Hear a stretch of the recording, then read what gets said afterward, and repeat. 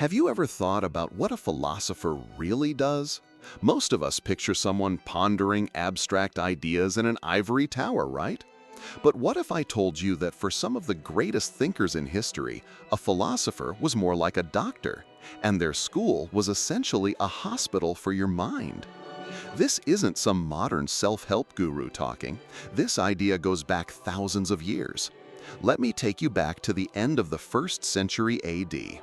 Imagine an ex-slave named Epictetus, a name that actually means acquired in Greek, who, after being banished from Rome by the Emperor Domitian for being a philosopher, opened his own school in a new city called Nicopolis.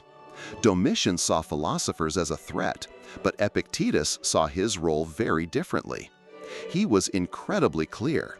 The philosopher is a physician, and the philosophy school is a hospital, but not for your body, for your soul. Now, before you start picturing anything supernatural, let's clarify what they meant by soul.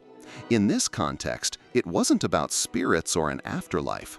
It was simply your mind, your thoughts, your opinions, your character. It's the inner landscape of your being. Epictetus wasn't inventing this idea out of thin air. He was drawing from a deep, established tradition that stretched back centuries, all the way to the father of Western philosophy himself, Socrates. Socrates famously argued that the philosopher's job was to care for the soul, just as a doctor cares for the body. He believed the quality of your life, your happiness, your well-being, was ultimately determined by the condition of your mind and character.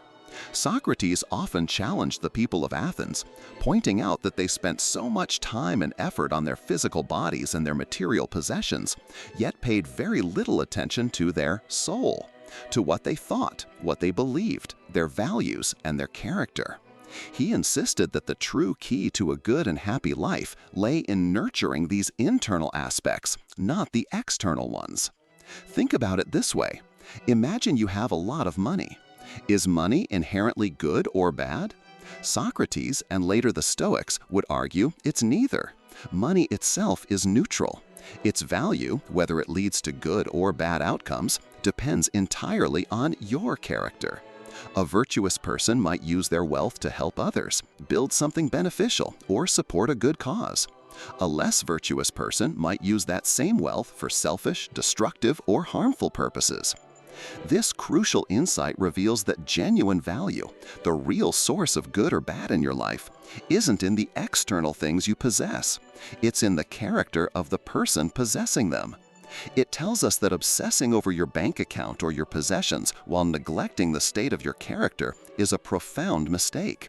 And this, my friend, is where the philosopher steps in. Their job is to bring you to this awareness, to help you understand the power of your inner world, and to support you in healing your soul from whatever illness might be afflicting it.